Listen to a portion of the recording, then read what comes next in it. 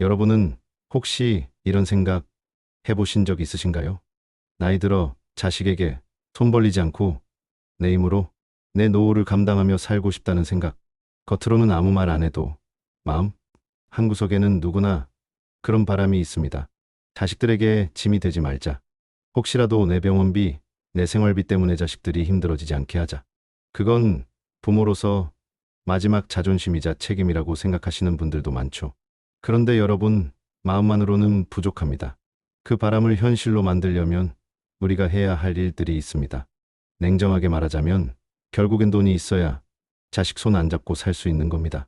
돈이라는 말이 왠지 차갑게 들릴 수도 있지만 그건 곧 내가 내 삶을 스스로 책임질 수 있는 힘을 의미합니다.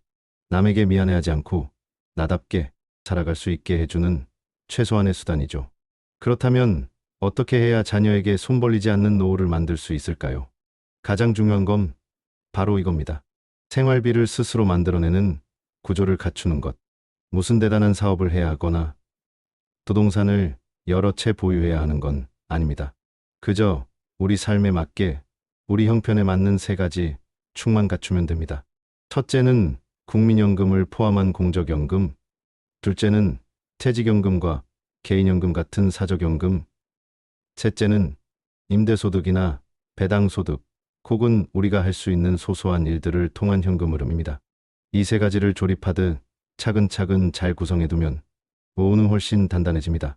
그리고 그렇게 단단한 노후는 자녀에게 부담 주지 않는 삶으로 이어집니다.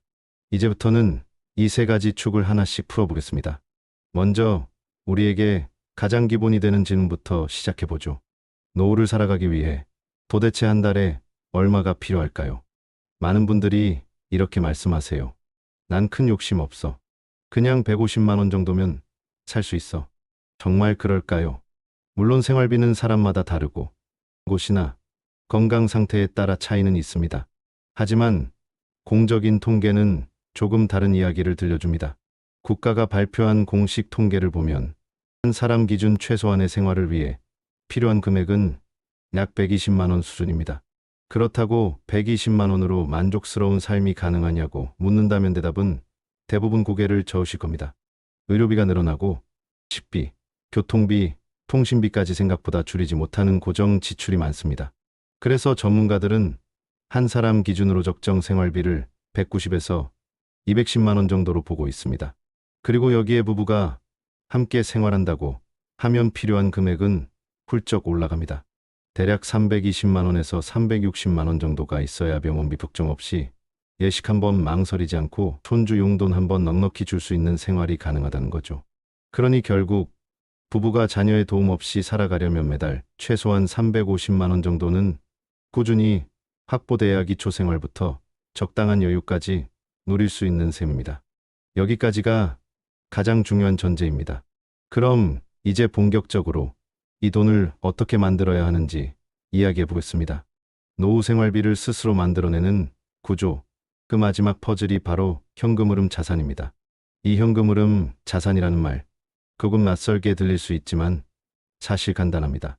말 그대로 내가 잠들어 있어도 혹은 아무 일도 하지 않아도 통장에 돈이 들어오는 구조를 말합니다. 이게 바로 노후의 가장 든든한 무기입니다. 연금만으로 부족했던 생활비를 현금흐름 자산이 채워주는 순간이 오면 노후의 안정감은 확연히 달라집니다.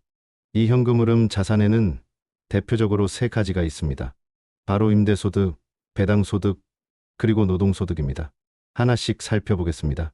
먼저 임대소득입니다.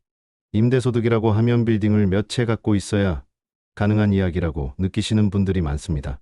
하지만 그렇지 않습니다. 꼭 아파트 여러 채나 상가 건물이 아니어도 괜찮습니다. 소형 오피스텔 한 채, 반지하 다세대 주택의 한 공간, 혹은 시골의 오래된 집을 조금 손봐서 내놓는 방식도 충분히 임대 수익을 만들어낼 수 있습니다. 요즘은 집을 살 여력이 없는 젊은 세대들이 월세로 전환하는 경우가 많기 때문에 작은 공간 하나라도 수요는 늘 존재합니다. 소형 오피스텔 한 채만 갖고 있어도 월 2, 30만 원에서 많게는 70만 원까지 임대 수익이 가능합니다. 임대료는 지역과 상태에 따라 다르지만 있어도 노후 생활비에 꽤 큰 보탬이 될 수 있습니다. 여기서 꼭 기억하셔야 할 게 있습니다. 전세보다는 월세로 돌리는 것이 노후 생활비 확보에 유리하다는 점입니다. 전세는 한 번에 큰 돈이 들어오지만 생활비처럼 매달 들어오는 구조는 아닙니다. 하지만 월세는 작아도 매달 일정한 수입이 들어오기 때문에 생활비를 꾸준히 충당하는 데 더 효과적입니다. 다음은 배당소득입니다. 배당소득은 주식에서 나오는 수익입니다. 주식이라고 하면 위험하다고 느껴지시겠지만 요즘은 고배당을 목적으로 설계된 배당형 상장지수 펀드가 많이 나와 있어서 비교적 안정적인 수익을 만들 수 있는 구조도 가능합니다. 이 배당형 펀드들은 은행 예금보다는 수익률이 높고 원금 손실 위험은 있지만 장기적으로 보면 오히려 더 유리한 경우가 많습니다. 예를 들어 2천만 원 정도를 고배당 펀드에 넣어두면 연간 80만 원 안팎의 배당 소득이 발생할 수 있습니다. 이걸 월로 나누면 한 달에 약 7만 원 정도가 통장으로 들어오는 셈입니다. 7만 원이 많아 보이지 않을 수도 있지만 매달 꼬박꼬박 들어오는 돈이 있다는 건 노후 생활비 구조에서 큰 힘이 됩니다. 아무 일도 하지 않아도, 자식에게 내밀지 않아도 이 배당만으로 어느 정도는 버틸 수 있게 되니까요. 그리고 마지막은 노동소득, 즉 직접 일해서 얻는 수익입니다. 노후에 무슨 일을 하냐고 물으시는 분들이 있습니다. 하지만 요즘은 몸을 혹사하지 않고도 할 수 있는 일들이 생각보다 많습니다. 예를 들어 구청이나 시청에서 모집하는 공공근로 사업, 초중고 시험감독, 도서관이나 복지관 같은 공공시설에서의 안내 업무, 또는 시니어 문화센터에서 진행하는 강사 활동 등이 있습니다. 조금만 관심을 가지면 하루 서너 시간 정도 투자해서 월 50만 원에서 60만 원 정도 수익이 생기는 일들이 있습니다. 이 노동소득은 단순히 돈을 벌기 위한 것이 아닙니다. 몸을 움직이고 사람들과 부딪히고 누군가와 인사를 주고받고 속에 내가 존재하고 있다는 감각을 지켜주는 활동이기도 합니다.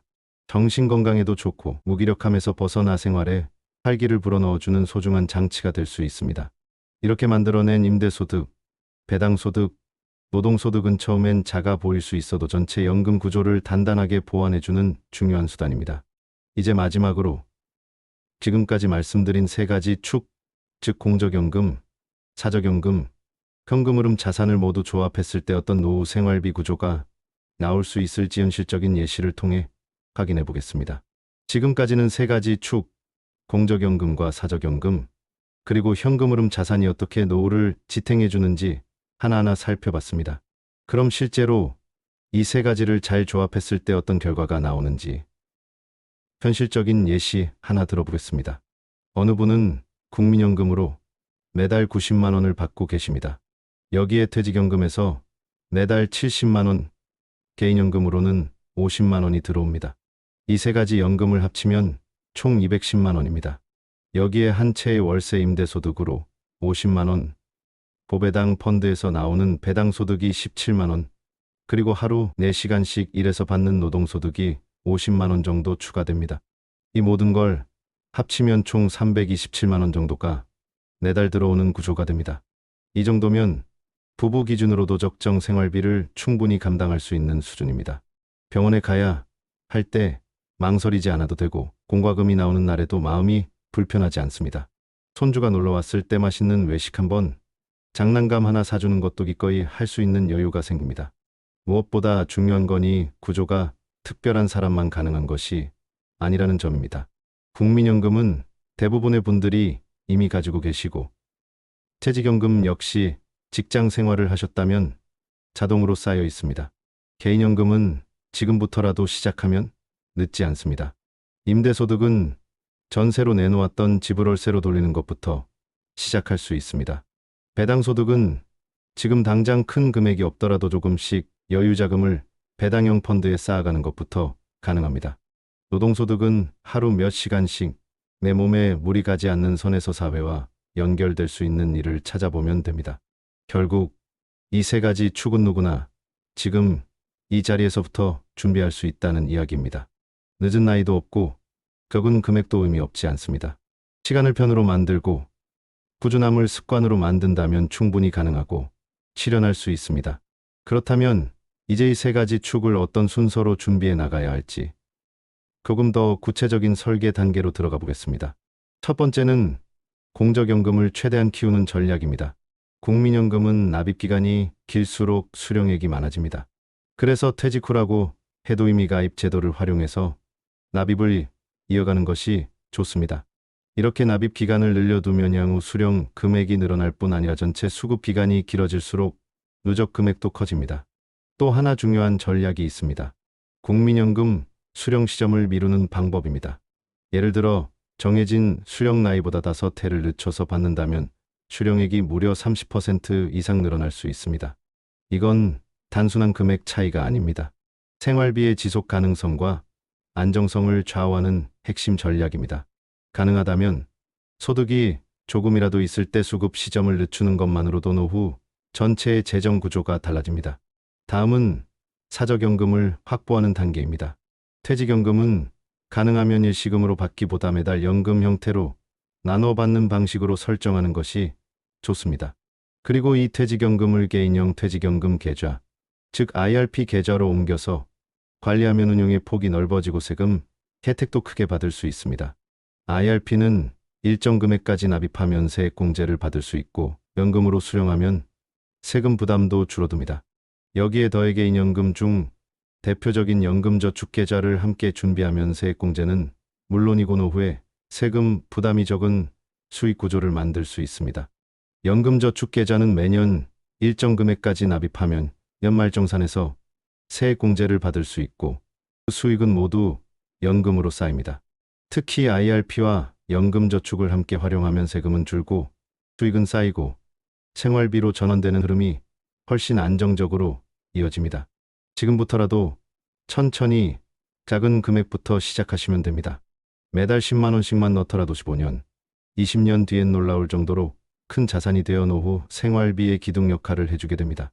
이제 마지막으로 지금까지 준비한 구조, 위의 생활비 지출을 어떻게 조절하고 노동 소득을 내 삶에 자연스럽게 녹여낼 수 있을지 가장 실천적인 전략들을 정리해 보겠습니다.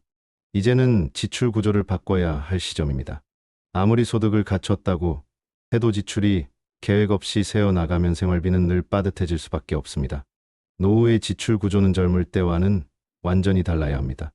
이제는 버는 돈보다 쓰는 돈을 어떻게 관리하느냐가 삶의 질을 결정하게 되는 시기입니다. 첫 번째로 중요한 건 자녀의 교육비나 결혼 자금과 노후 자금을 철저히 분리하는 것입니다. 자식이 아무리 소중해도 인생의 마지막 30년을 모두 자식에게 투자해버리면 정작 나는 쉴 곳도 치료받을 여유도 없을 수 있습니다.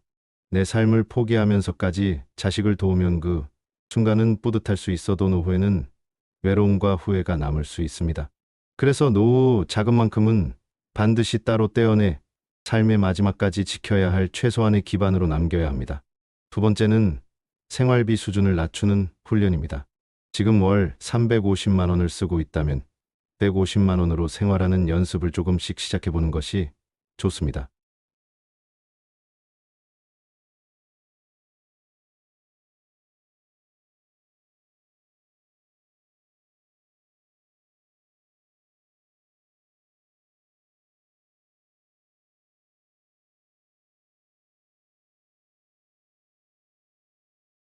내 노후는 누가 대신 준비해주지 않습니다.